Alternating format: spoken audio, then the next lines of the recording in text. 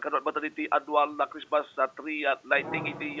syudad ti San Fernando ito numaya nga aldaw ti Biyernes December 10 2021. May basa ti report panimpan ti City Government syudad iti San Fernando nga dito katindaran na iti opisyalis iti nadakabulang nga syudad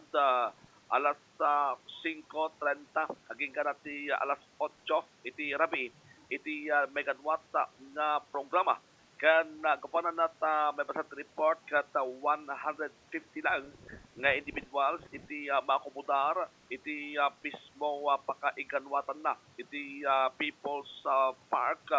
iti syudad ti San Fernando kat itay saan nga makapagtulong sadyay kat mabalid naman nga buyan na to iti official Facebook page iti syudad iti San Fernando. May palagip nga tunggal matanon iti Paskwa kadataban iti panakaikanwat iti ceremonial lighting iti dakkel Christmas tree kasama na iti Christmas lights nga naibuntar iti aglawlaw iti City Plaza iti syudad iti San Fernando iti panaka-arkos sa iti plaza babagal iti Christmas lights kan kasabutan iti Christmas decoration katag serbi na toy nga inspirasyon iti tunggal maysa iti syudad ti San Fernando ken tapno balik na ti espiritu iti Paskwa para itatang nga tawen na 2021 na iwargawag pa nga iti agtulong to iti nadaka babalang nga lugar kalpasan iti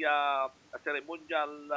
lighting ken kasama nga iti sumagsagalat ngaldaw ken rabi ket masapol nga masurot ta dagiti alagaden ken kasama dagiti guidelines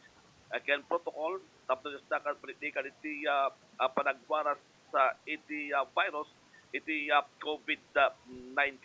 nga iti napalabas sa katawan nampay sa sagapaan